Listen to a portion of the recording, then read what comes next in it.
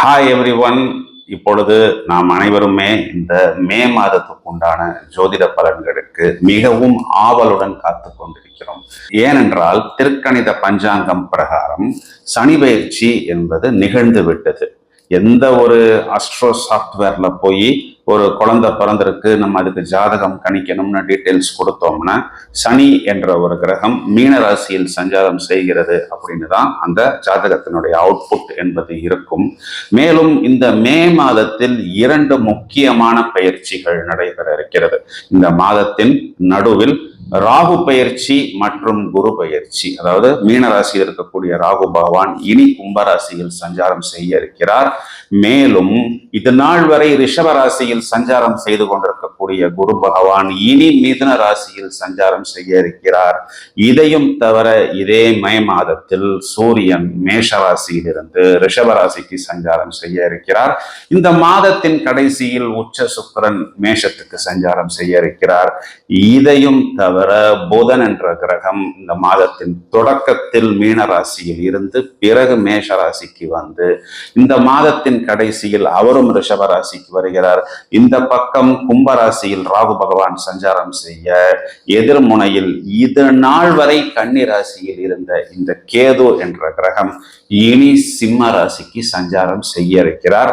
ஒரு விதத்தில் பார்த்தால் இந்த மே மாதத்துக்குண்டான நிறைய பிளானட்டரி டிரான்சிஷன்ஸ் நிறைய பேருக்கு நிறைய மாற்றங்களையும் கொடுப்பதற்கு தயாராக இருக்கிறது. நமக்கு என்ன மாற்றம், நாம் ஒரு ஏற்றம் வருமா, இல்லை எங்கேயாவது மிரண்டு போவோமா அப்படின்னு நிறைய பேர் தனித்தனியா என்னை கேட்டுக்கொண்டிருக்கிறார்கள். எனவே அனைவருக்கும் பலன் அளிக்கக்கூடிய விதத்தில் இந்த பதிவை நாங்கள் ஒட்டுமொத்தமாக தயாரித்துள்ளோம். எங்கே நமக்கு பிளஸ் பாயிண்ட் இருக்கிறது, எங்கே நாம் எச்சரிக்கையாக செயல்பட வேண்டும் என்பதை இப்பொழுது துல்லியமாக ஒவ்வொரு ராசிக்குமாக நாம் காண்போம்.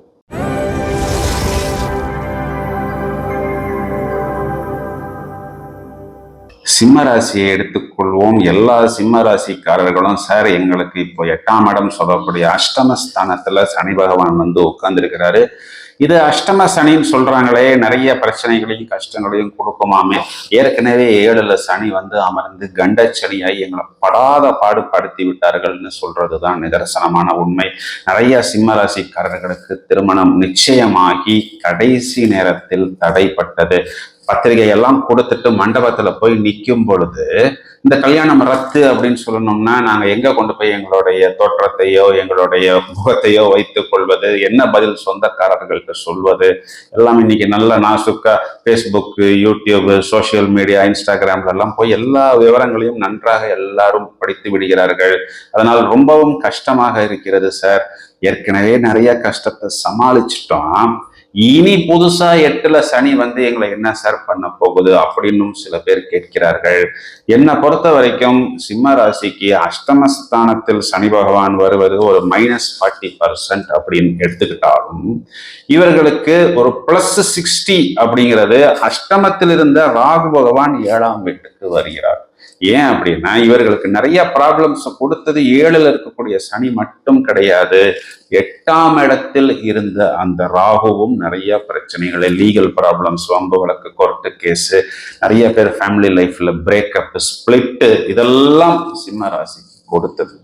இப்பொழுது 7ஆம் இடத்துக்கு ராகு வருகிறாரே, அவர் நமக்கு தொந்தரவு கொடுக்க மாட்டாரா அப்படின்னு கொடுக்க மாட்டார். இவர்களுக்கு இந்த 7ஆம் இடத்துக்கு குரு பார்வை இந்த மாதம் வந்து விழ இருக்கிறது. இவர்களுக்கு 10ஆம் இடத்தில் இருந்த குருவும் நிறைய பிரச்சனைகளை தொழில் ரீதியாக உத்தியோகத்துல ஜாபுக்கு போனாலும் ஒரு நல்லது பண்ணினா அந்த பேரை இன்னொருத்தங்க எடுத்துக்கிறாங்க. ஆனா அவர் ஏதாவது ஒரு நெகட்டிவா பண்ணினாலும் அந்த பழியை தூக்கி நம்ம மேல் போட்டு விடுகிறார்கள். அதனால கூட நமக்கு நிறைய மைனஸ் பாயிண்ட்ஸ், ப்ரொமோஷன் வரல, இன்க்ரிமெண்ட் வரல, வேண்டாத இடத்துக்கு டிரான்ஸ்ஃபர் போட்டாங்க. இப்படியெல்லாம் வருத்தப்படக்கூடிய சிம்மராசிக்காரர்களுக்கு இந்த மே மாதத்தில் இவர்களுக்கு மாற்று மூலதன யோகம் அப்படின்னு, இவர்களுக்கு கலத்திர மூலதன யோகம் அப்படின்னு ஒரு ராஜ யோகம் இருக்கிறது. இது என்ன சார் அப்படின்னா, இவர்களுக்கு 2-11 வீடுகளின் அதிபதி புதன் 7ஆம் அதிபதியுடன் இணைந்து நீசபங்க ராஜயோகமாக வருகிறது. இது ஒரு சுபயோகமாக எடுத்துக்கொள்ள வேண்டும். வருமானம், தொழில், உத்தியோகம், வாய்ப்புகள், வெற்றியை கொடுக்கக்கூடிய யோகம். இவர்களுக்கு ராசியாதிபதி முதலில் உச்சம் அப்படிங்கிறதே ஒரு பெரிய பிளஸ் பாயிண்ட். ஜோதிடத்துல என்னதான் மற்ற கிரகங்களுக்கு நீங்கள் வலிமை கொடுத்தாலும் உங்களது ராசியாதிபதியின் நிலைமை என்ன? இந்த மாதத்தில் முதல் 15 நாள் அவர் உச்சம், 2வது 15 நாள் வைகாசி மாதத்தில் அவர் திக்பலம் பெறுகிறார் தசம கேந்திரத்தில். அப்போ இது நாள் வரைக்கும் எங்கெல்லாம் இவர்கள் ஆஃப்ல இருந்தார்களோ அங்கெல்லாம் ஆன் ஆகக்கூடிய அமைப்பு. இவர்களுக்கு 10ஆம் இடம்னு சொல்லக்கூடிய ஜீவனஸ்தானத்தில் 10ல் குரு இருந்தால் பதவியும் பறிபோகும்னு சொல்லக்கூடிய இந்த குரு பகவான் இப்பொழுது 11ஆம் இடம் சொல்லக்கூடிய லாபஸ்தானத்துக்கு சஞ்சாரம் செய்ய இருக்கிறார். இந்த ஒரு பிளஸ் பாயிண்டை இவர்களுக்கு போறோம், எல்லா மைனஸ் பாயிண்டையும் இவர்கள் துவம்சம் செய்ய முடியும். லாபத்தில் குரு பகவான் நிற்பது மட்டுமல்லாமல் அவர் 3ஆம் இடம் சொல்லக்கூடிய வெற்றி ஸ்தானத்தை பார்ப்பதனால் நிறைய வாய்ப்புகள், வெற்றி அப்படிங்கிறது இனி சிம்ம ராசிக்காரர்களுக்கு ஏற்படும். இதே குரு பகவான் 5ஆம் இடம் சொல்லக்கூடிய புத்திரஸ்தானம், பூர்வீகஸ்தானம், மந்திரஸ்தானத்தை பார்க்க இருப்பதனால் இதிலும் இவர்கள் மேன்மை பெற முடியும். குழந்தைகள் சம்பந்தப்பட்ட விஷயத்துல நிறைய அனுகூலமான பலன்களை இவர்கள் பெற முடியும். நிறைய வாய்ப்புகள் என்பது ஏற்படும். நிறைய வெளிநாட்டு தொடர்பு என்பதும் இவர்கள் இங்கே எதிர்பார்த்து காத்திருக்க முடியும்.